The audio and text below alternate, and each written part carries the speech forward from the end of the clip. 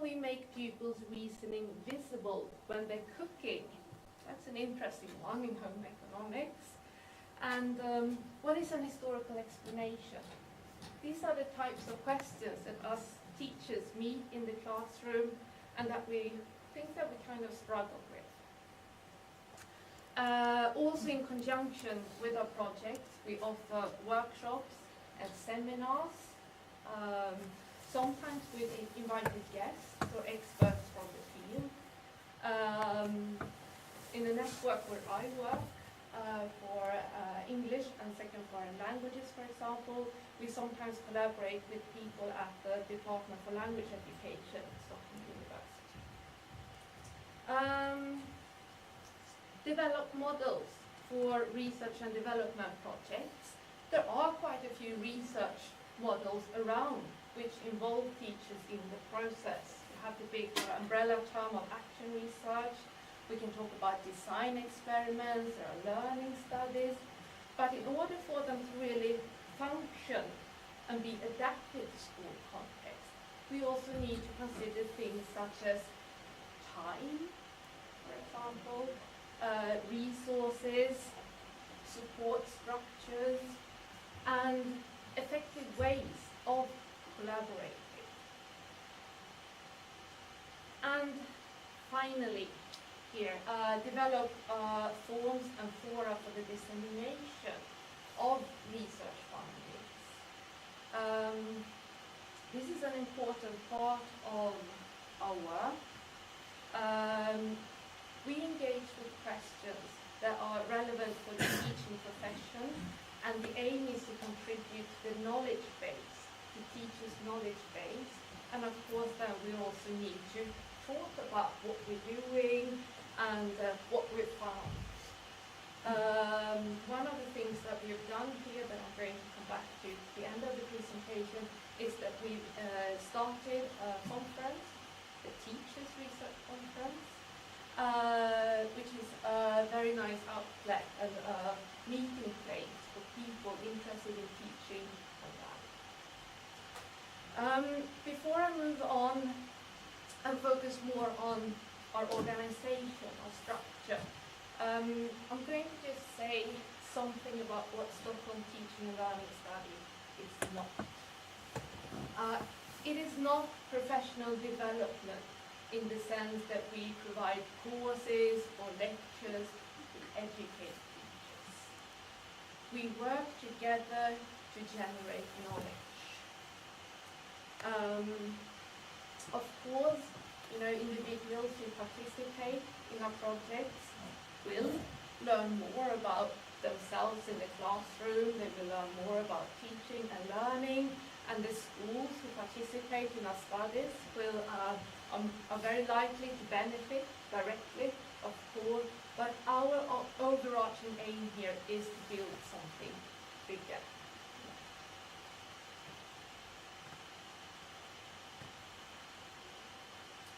So this is what it looks like. We have a flower in the middle, which represents our organization. 7 petals, which represent our 7 networks that are divided into different subject groups. When we started this, I was in from the beginning, early 2010. We didn't have a flower, we had a bud, of course. Not just in the sense that we were very small, we didn't really know where we were going, but also in the sense that all these 7 petals had to work very, very closely together. Because we had one person working with natural sciences, we had 2 people working with mathematics, and so on. So it wasn't enough. You had to, everyone had to participate in discussions about a project in social studies, and so on.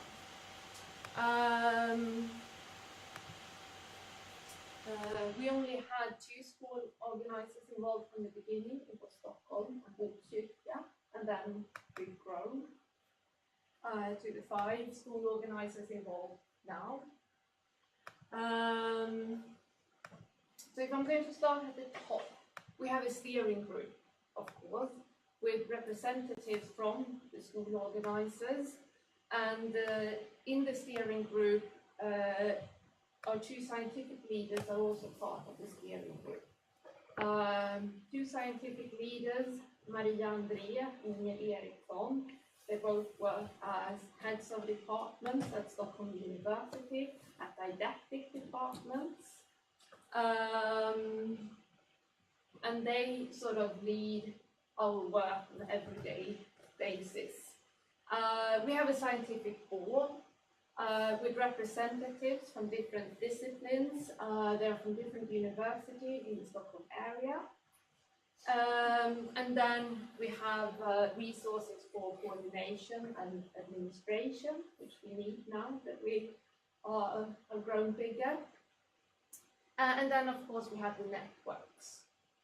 So 7 networks. We have English and second foreign languages, mathematics, natural sciences and technology, social sciences, vocational education, aesthetic subjects, and Swedish and Swedish as a second language. Like I said, when we started, we all worked very, very closely together. But now these networks, they work more autonomously in some senses, which means that we've also built a structure within the networks.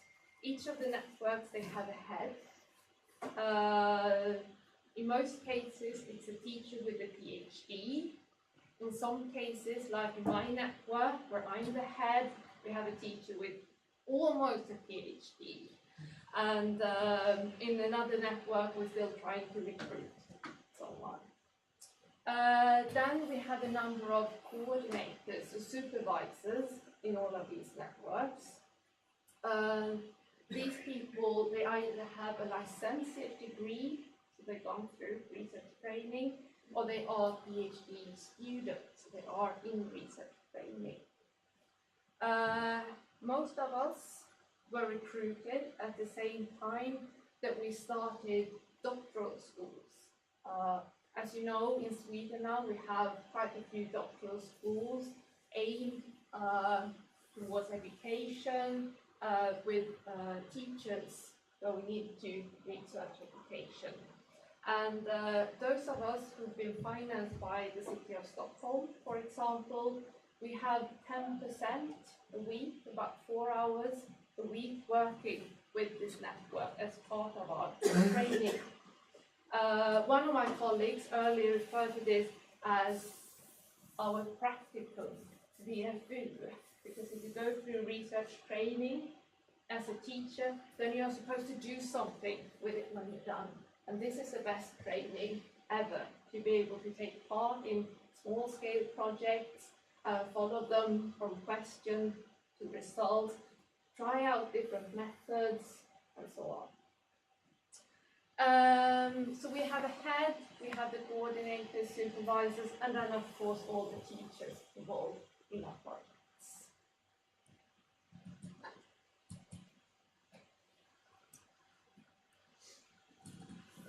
A brief history. It's not as much a history as a list of lessons learned along the way. We started this, I think there was 7 of us from the beginning. We had one scientific leader, it was Berggren at the time. We met on Fridays and we met with our projects. We didn't have any formalized sort of application structure or anything. Any teacher interested in research, interested in taking part in our projects could participate. Huge interest from the start. I think for the first meeting, 150 teachers and principals came. When we were actually going to start, we had about 20 teachers left. And this is, of course, then built on the first year, I said stage 1, time and resources. How do we find time? Some of the teachers then use their spare time, take part of our project. some teachers got some time from the principal. There was a small grant or incitement available from the school organizers, but it wasn't at all enough to cover the time it actually took to take part in the projects. We also encountered some other challenges related to this idea of bringing research and development into the schools, into the classroom. And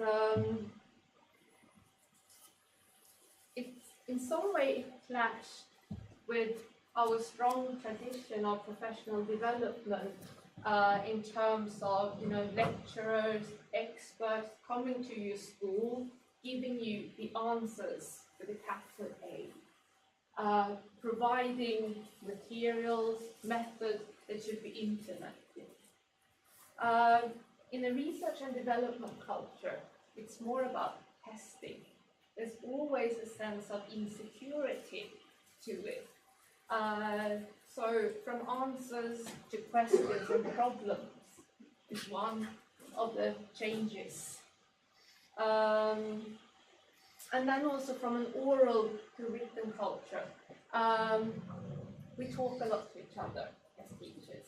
We share our experience, we give tips, and this worked today in my classroom, this didn't work, how am I going to do this? In a research tradition, you have to write things down. From a research proposal to the analysis to the final product, because it's going to be reviewed. It's part of the process to be scrutinized, so to speak. So you need to make your material, your ideas available for people to assess them and review them. I've talked about this difference between a course to a research seminar. It's more about discussions. From evaluation to report, we are quite used to have evaluations in our schools. An evaluation tells you how far along from some kind of standard or benchmark you are. There's a strong sense about what something should be like. In a research and development culture, there's more focus on describing, understanding, and explaining. So it's a different way of presenting results or thinking about results. We also struggle quite a lot with type of research or models for research. What we saw in hindsight is that the project that we had initially that used a certain more structured approach, such as a learning study or practical epistemology, they got better results. Or to be fair, they got results. Some of our other projects didn't really get results as such. And this then prompted a second stage, which was a very short stage. It looks like it covered 2 years, but it's actually the school year, just 2 semesters. We decided to focus on lesson and learning studies only. And in order to tie it closer to the school's need, we aim to use it as a help to implement the new syllabus. This was in 2011, we have a new syllabus. Why not use lesson and learning study to try to see what's behind these abilities and understand abilities in relation to the core content that we have to deal with. The incitement this time was that the teachers who took part of these projects, they got a fancy title, development teachers. And this stage was run in conjunction with the university course in learning study. It was a short stage, like I told you, because we actually found more don'ts than do's. Of course, it was problematic that it was run together with the university course. What we wanted to avoid from the beginning was the idea that we're providing courses, but the teachers involved in these lesson and learning studies, they took a university course. There was an examination at the end, which was a report of the study and so on, which was rather problematic. And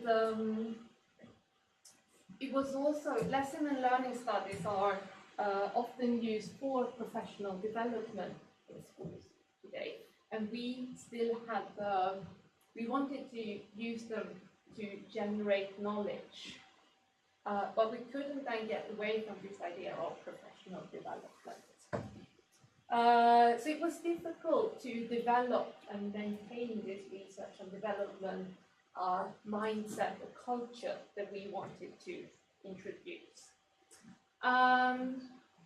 So stage 3, which is where we are partly now, we implemented procedures for application that I'm going to tell you more about in a little while, and we arranged the Teachers' Research Conference for the very first time. So this is around 2012 is where we started to formalize our procedures more, which is something that we could do at that stage since we've learned our lessons, learned from our mistakes, so to speak. I left stage 4 empty. I think that we might be approaching another stage, but I think that's for others than me to define. This information is taken from a report that Ingrid Berggren and I wrote a couple of years ago, and it's available online. I can help you find it if you want to.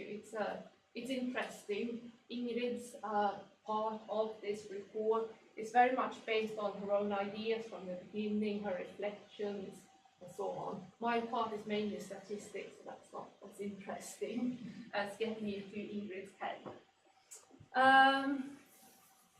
There's one thing that we've kept throughout all these years, and that's Friday afternoon. That's when we meet, that's when we work with Stockholm Teaching and Learning Study. We started in a small seminar room in the campus of what used to be the old teacher training college here in Stockholm before it was integrated with the university. Now we moved on to Hantverkargatan, city centre of Stockholm, next to the city hall. And most of the people involved with Stockholm Teaching and Learning Study, all the coordinators, supervisors, they work 4 hours a week, Fridays from 1 to 5. Some of us, including myself, then we work a little more with administration and so on. We always start 1 p.m. with a meeting, all the coordinators and supervisors, because even if we're growing bigger and bigger and the networks are rather autonomous, we still like to keep this sense that we're doing this together. 1:15, we go out occupying all available space on the 2nd floor of this building, and we meet with our projects. And this also illustrates one of our, it's not a future challenge anymore, it's a challenge. We need to find a place that is suited to house this big organization.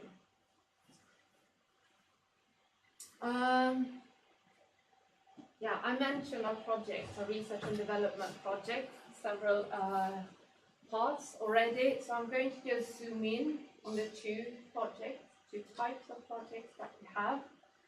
We have freestanding projects.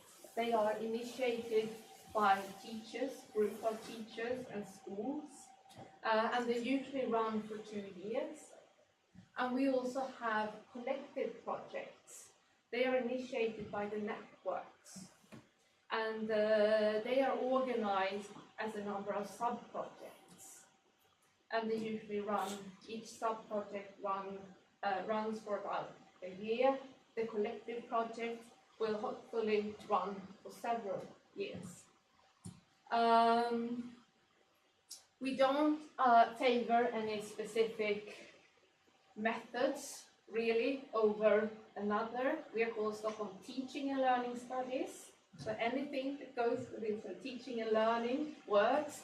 But most of our projects actually, they're based on collaboration. We work together. Intervention, we test things in the classroom. And iterativity, which means that we test it over and over again. And between each test, in each of the cycles, as we call them, we analyze, and then we revise, and we test it again.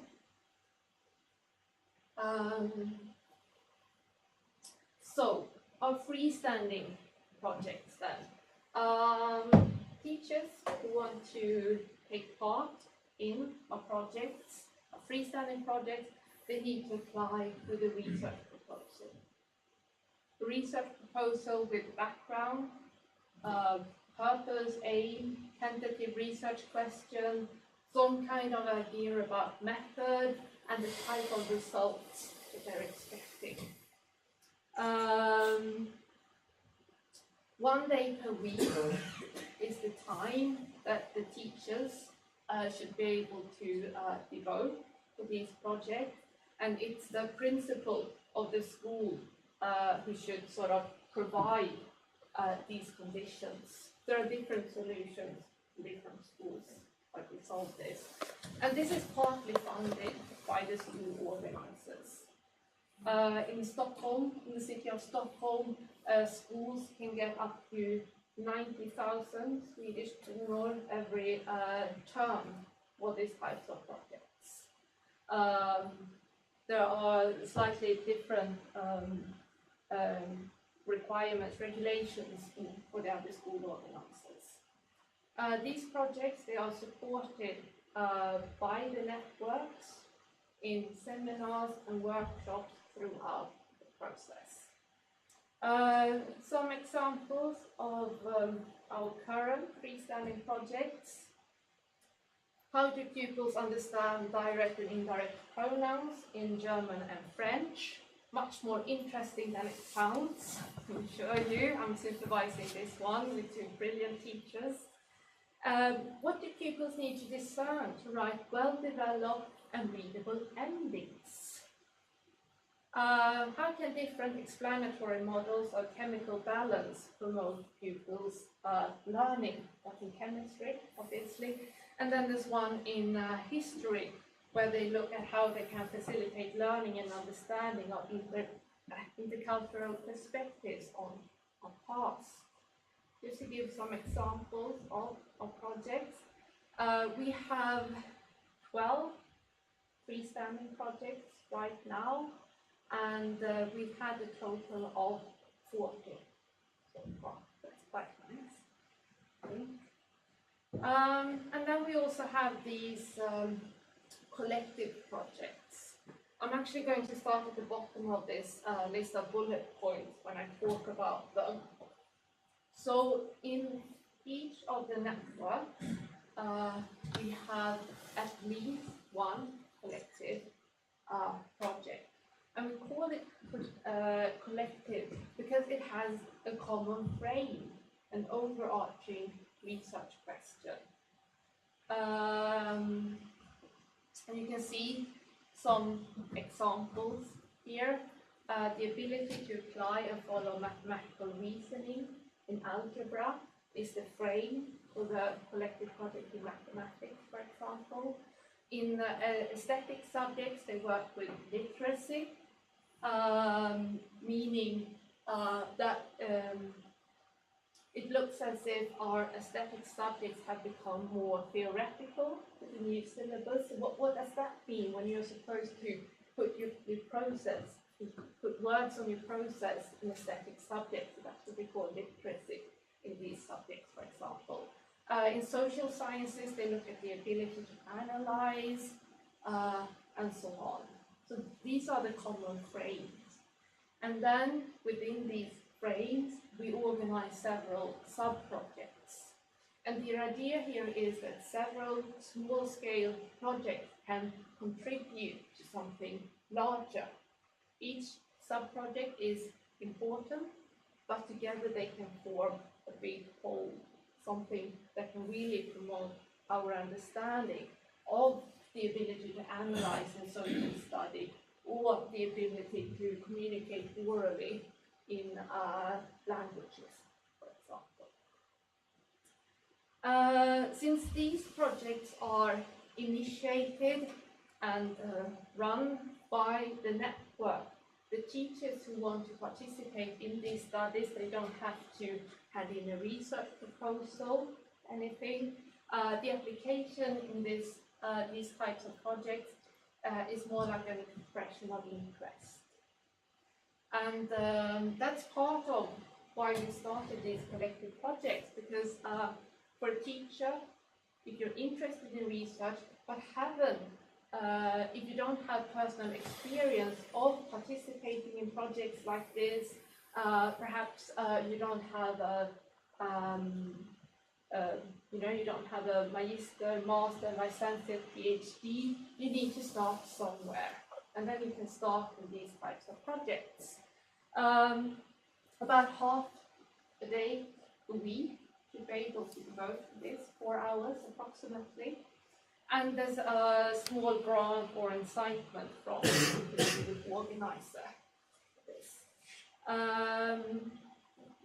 We have currently about 60 teachers involved in these projects, and we've been able to also include teachers from school organizers outside Stockholm teaching and learning study. We have teachers from Ekerö, Södertälje, and Värmdö, and there's room for more, hopefully, possibly. We do like to invite other school organizers, teachers from other school organizers to take part in our studies, provided that we have enough resources. Okay. I'm also going to say that this one, the collective project in mathematics, they actually have a spin-off, which is one of the few projects that was awarded money from the Swedish Institute for Education and Research last year. So that is something that we're really proud of course. Okay, so if you remember the list of purposes from the beginning, creating meeting places, initiate and support research and development projects, models where we can find models where researchers and teachers can work together. We've come quite a long way. We still need to formalize some parts of it. The last bullet point was about dissemination.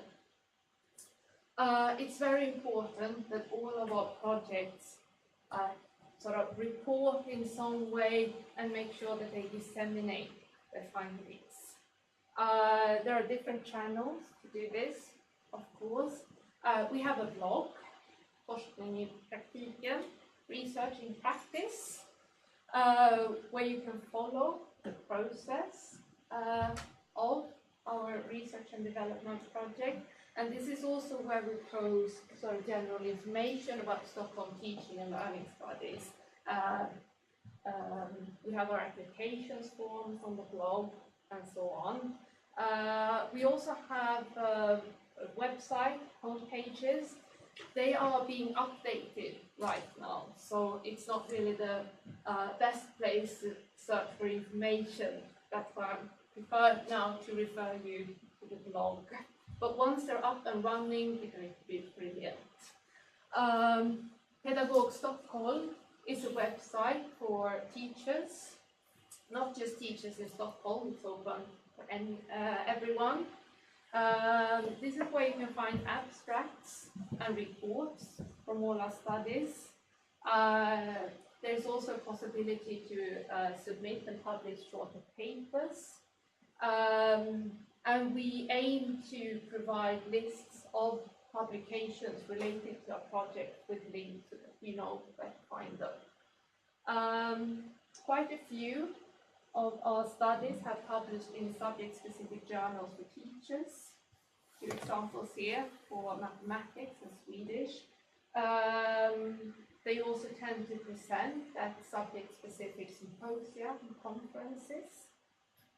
And then the two last bullet points here refer to paper-based conferences and peer-reviewed research journals. A paper-based conference is a conference to which you need to submit an abstract. This is what I would like to talk about. It undergoes some kind of review, and there's a selection. And quite a few of our projects are presented in these types of research conferences, both international, Nordic, and national. And then we actually have 8 publications in peer-reviewed research journals, again, international, Nordic, and national. Lärarnas forskningskonferens, the Teachers Research Conference, is also a paper-based conference. We've organized it now 5 years in a row. It's getting bigger and bigger. Last year we had 35 presentations, 300 participants. It's a conference by teachers, with teachers, and for teachers. And for those of you living around the Stockholm area, it's always on a Tuesday in week 4. Okay? We make a word cloud every year from the abstract accepted, and every year we're very happy to see that the biggest words are pupils, teaching, develop, and so on. It means that we're on the right track. So, thank you so much. There is no time for questions, is there? No. I'm going to be around this afternoon. I'm also going to the after-conference mingle that we have. And you can also contact me. We're looking for more teachers, more school organizers. Thank you very much. Thank you.